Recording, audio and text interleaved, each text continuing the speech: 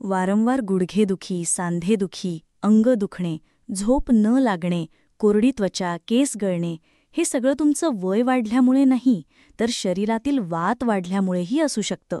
आणि चांगली गोष्ट म्हणजे हे तुम्ही अगदी सहज नियंत्रणात आणू शकता.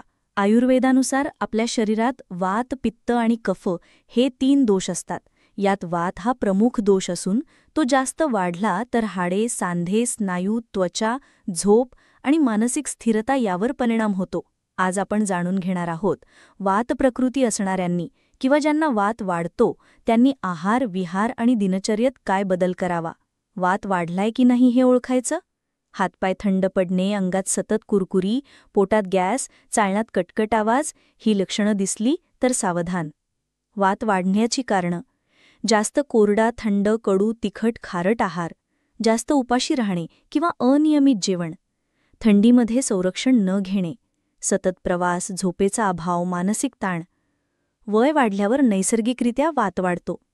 वात प्रकृती आहार: काय खावे? गरम, तेलकट व स्निग्ध आहार, उदाहरणं तूप, तीळतेल, नारळ तेल, उकडलेली भाजी, गाजर, बीट, लाल भोपळी मिरची, दोडकं, भोपळा, उकडलेली मूगडाळ, तूप मसाल्याचे डाळभात, गहू, बाजरी, ज्वारी, उकडलेला भात, गरम सूप, खीर, दूध, तूप, साजूक तूप लावून पोळी, गरम मसाले, आले, हळद, दालचिनी, मिरे, लवंग मर्यादेत. काय टाळावे?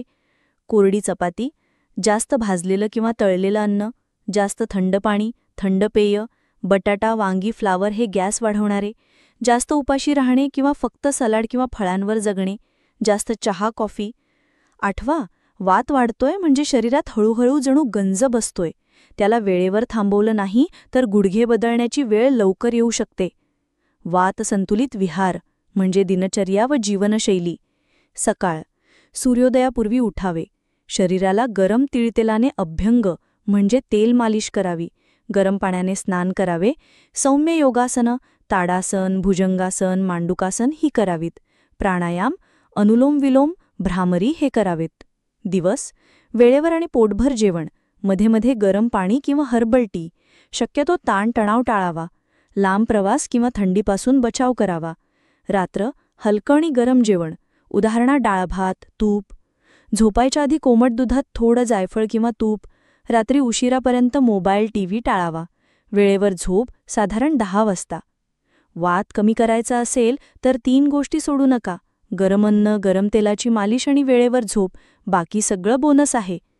आयुर्वेदिक उपचार: आयुर्वेदानुसार बस्ती, अभ्यंग, स्वेदन हे वात कमी करण्याचे मुख्य उपचार आहेत. योग्य औषधी तेलं, वटी, चूर्ण यांचा वैयक्तिक प्रकृतीनुसार वापर केल्यास फायदे पटकन दिसतात. वैद्यकीय सल्ला: कोणतेही उपचार किंवा औषध स्वतः घेण्याआधी आयुर्वेद तज्ज्ञांचा सल्ला घ्यावा. वैद्यराज पुरुषोत्तम निरंकारी यांचा आयुर्वेदिक दवाखाना, पट्टणकोडोली, जिल्हा कोल्हापूर. वात वाढला की शरीर जुनं होतं, पण वात नियंत्रणात ठेवला तर वय वाढलं तरी ऊर्जा, ताकद आणि ताजेपणा कायम राहतो. अवश्य भेट द्या. सद्गुरुदेव सोशल फाउंडेशन संचलित पारंपरिक आयुर्वेदिक वैद्य मोफत सेवा, पट्टणकोडोली, कोल्हापूर. आमच्याकडे सर्व प्रकारच्या शारीरिक विकारावरती आयुर्वेदिक उपचार सेवा उपलब्ध. उपचारास येताना टेस्टसाठी सकाळची प्रथम युरिन लघवी बॉटलमधून घेऊन यावी. प्रथम उपचार नंतर पुढील औषध सेवा कुरिअर सेवेने पुरवली जाईल. वैद्यराज पुरुषोत्तम निरंकारी. संपर्क 70 58 55 88 17. वेळ सकाळी 9 ते सायंकाळी 5 वाजेपर्यंत. दर मंगळवारी दवाखाना बंद राहील. पत्ता: फरांडे बाबा गादीजवळ, बाजारपेठ लाईन, विठ्ठल बिरदेव मंदिर समोर, पट्टणकोडोली, कोल्हापूर. एक वेळ अवश्य भेट द्या.